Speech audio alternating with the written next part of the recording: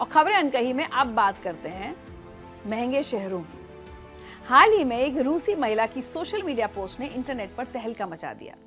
Yulia असलमोवा नाम की महिला बेंगलुरु में पिछले 11 साल से रह रही हैं और उन्होंने अपने इंस्टाग्राम पर एक पोस्ट शेयर करते हुए बताया कि अब बेंगलुरु में रहना स्पेन, पुर्तगाल, ग्रीस और रूस के सेंट पीटर्सबर्ग जैसे शहरों जितना महंगा हो गया है।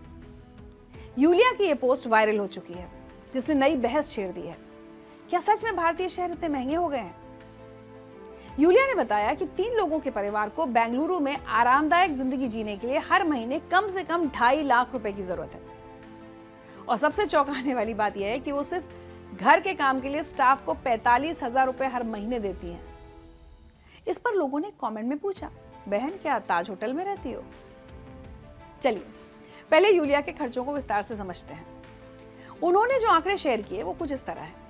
फ्लैट का किराया महीने का 1,25,000 रुपए, बच्चे की स्कूल फीस 30,000 रुपए महीना, खाना और घरेलू सामान के लिए 75,000 रुपए, घर के स्टाफ जैसे मेड और ड्राइवर के लिए 45,000 रुपए, हेल्थ और फिटनेस के लिए 30,000 रुपए और पेट्रोल के लिए 5,000 रुपए।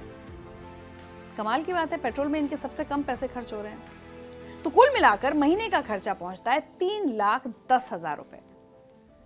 यूलिया ने लिखा, मुझे याद है जब 11 साल पहले मैं पहली बार बेंगलुरु आई थी, तब प्राइम लोकेशन के पास एक अच्छी सोसाइटी में 2 BHK फ्लैट सिर्फ 25,000 रुपए में किराए पर मिल जाता था। एयरपोर्ट तक कैब का किराया भी सिर्फ 700 रुपए था। लेकिन आज हालात पूरी तरह बदल चुके हैं।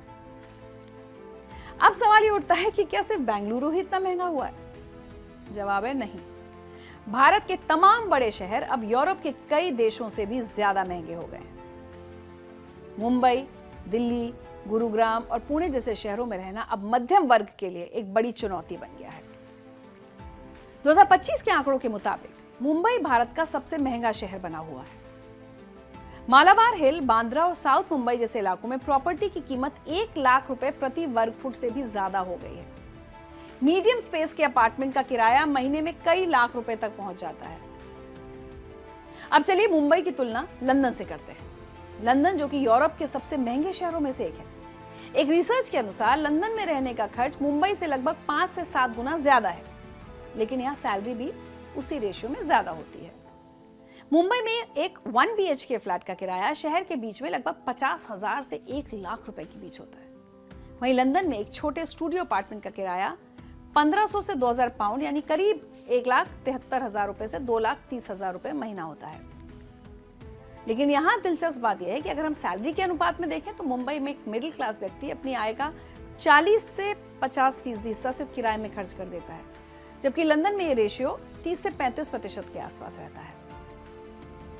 दिल्ली NCR का हाल भी बहुत अच्छा नहीं है।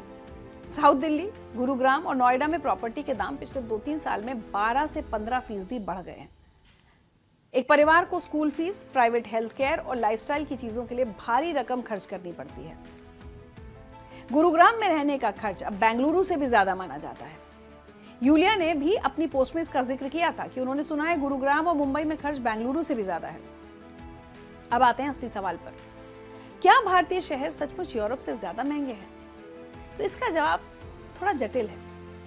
अगर हम पूरी रकम की बात करें तो यूरोप के शहर अब भी ज्यादा महंगे हैं, लेकिन अगर परचेजिंग पावर और सैलरी के रेशियो में देखें तो भारतीय शहर यूरोप के कई देशों को पीछे छोड़ रहे हैं। अब बात करते हैं किराए की। पुणे की तुलना अगर पुर्तगाल की राजधानी लिस्बन से करें तो लिस्बन में किराया पुणे से लगभग 98% ज्यादा है। लेकिन यहाँ ध्यान देने वाली बात यह है कि पुणे में काम करने वाले लोगों की सैलरी लिस्बन की तुलना में बेहद कम है। यूलिया की पोस्ट के हिसाब से बेंगलुरु और गुरुग्राम की तुलना करें तो गुरुग्राम में किराया बेंगलुरु से लगभग 7% कम है, लेकिन रेस्तरां और खाने पीने का खर्च 20% ज्यादा है। यूलिया ने अपनी पोस्ट में एक बहुत अहम बात कही, ये सब लाइफस्टाइल पर निर्भर करता है।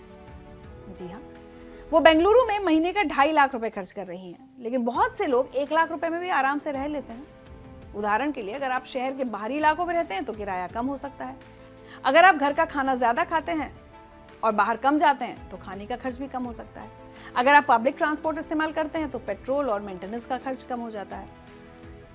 यूरोप में भी कई ऐसे देश हैं जो भारतीय शहरों से सस्ते या बराबर हैं, स्पेन, पोर्चुगल, ग्रीस और साइप्रस जैसे देशों में रहने का खर्च बेंगलुरु, मुंबई या गुरुग्राम के बराबर ही है। यूलिया ने भी अपनी पोस्ट में इन्हीं देशों का जिक्र किया था। 2025 की दूसरी तिमाही में यूरोप में किराए की कीमतों में सिर्फ 0.7% बढ़त हुई थी, जो पिछले कई सालों की तुलना में बहुत कम है। स्पेन के वैलेंसिया और मैड्रिड में किराया सबसे ज्यादा बढ़ा है, जहां एक औसत कमरे का किराया करीब 50,000 रुपए महीना है। अब बात भारत के उन शहरों की जो अब भी सस्ते हैं। कोयम्बटूर भारत का सबसे सस्ता शहर है। इसके बाद लखनऊ, इंदौर, जयपुर और भुवनेश्वर जैसे शहरों का नंबर आता है। इन शहरों में रहने का खर्च अब भी बहुत कम है। भारतीय शहरों में रियल एस्टेट की कीमतें बहुत तेजी से बढ़ी हैं। बेंगलुरु को लंबे समय से भारत का टेक और स्टार्टअप हब माना जाता है, जिसके कारण यहाँ प्रॉपर्टी की कीमतें आसमान छू रही हैं। मुंबई के प्रीमियम इलाकों में प्रॉपर्टी खरीदना अब सपने जैसा हो गया है। दिल्ली एनसीआर में भी साउथ दिल्ली और गुरुग्राम के प्राइम जोन में प्रॉपर्टी के दाम बहुत ज्यादा बढ़ गए हैं। यूलिया की पोस्ट पर लोगों की मिलीजुली प्रतिक्रिया आई है। एक यूजर ने लिखा, हाउस हेल्प के लिए 45,000 रुपए, आप सच में ज्यादा भुगतान कर रही हैं और ये स्थानीय लोगों के लिए समस्या होगी। दूसरे ने कहा, बेंगलुरु में 20 से ज्यादा सालों से रहते हुए मैंने कभी एक महीने में इतना खर्च नहीं किया है। वहीं कुछ लोगों ने यूलिया की बात से सहमति जताई।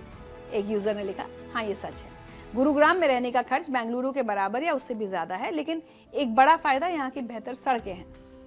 एक और यूजर ने कमेंट किया, ये हकीकत में नेदरलैंड में चुकाई जाने वाली कीमत के बराबर है और कभी कभी उससे भी ज्यादा महंगा है। अब सबसे बड़ा सवाल यह है कि क्या भारतीय शहर अफोर्डेबल हैं? जवाब है नहीं। हाउसिंग अफोर्डेबिलिटी को आमतौर पर ईएमआई और घरेलू आय के अनुपात से मापा जाता है।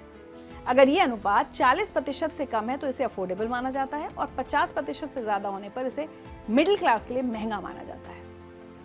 भारत के टियर 1 शहरों में अधिकांश लोगों के लिए यह अनुपात 50% से ज्यादा है। रिजर्व बैंक ऑफ इंडिया ने रेपो रेट में कटौती की है, जिससे होम लोन की ईएमआई कुछ कम हुई है, लेकिन प्रॉपर्टी की कीमतें इतनी तेजी से बढ़ रही हैं कि ये राहत ना के बराबर है। हालांकि इतना महंगा होने के बावजूद यूलिया बेंगलुरु में रहने से खुश हैं। उन्होंने कहा, मैं शिकायत नहीं करती, मुझे पैसा कमाना, उसे खर्च करना, जिंदगी का अनुभव लेना और आगे बढ़ना बहुत पसंद है। मैं 2025 में भारत में रहने के लिए बहुत आभारी हूँ। ये एक ऐसा देश है जहाँ अनंत अवसर है। ये बात सही भी है। भारतीय शहर भले ही महंगे हो गए हों, लेकिन यहाँ अवसर भी बहुत है। स्टार्टअप कल्चर, तेजी से बढ़ती अर्थव्यवस्था और नई नौकरियां, ये सब भारत को एक आकर्षक देश बनाते हैं। तो नतीजा निकला कि भारत के महानगर अब वाकई महंगे तो बहुत हो गए हैं। मुंबई, दिल्ली, बेंगलुरु और गुरुग्राम जैसे शहर यूरोप के स्पेन, पुर्तगाल और ग्रीस जैसे देशों के बराबर या कुछ मामलों में उनसे महंगे हैं। खासकर जब हम सैलरी के रेशियो में देखते हैं तो भारतीय शहर कहीं ज्यादा महंगे लगते हैं। लेकिन ये भी सच है कि लाइफस्टाइल चॉइस बहुत मायने रखती है। अगर आप स्मार्टली खर्च करें तो इन शहरों में भी किफायती जिंदगी जी सकते हैं। और अगर आप करियर ग्रोथ और बेहतर मौकों की तलाश में हैं, तो भारतीय मेट्रो सिटीज अब भी बेस्ट ऑप्शंस हैं। यूलिया की वायरल पोस्ट ने एक बार फिर इस बहस को जिंदा कर दिया कि भारतीय शहर कितने महंगे हो गए हैं।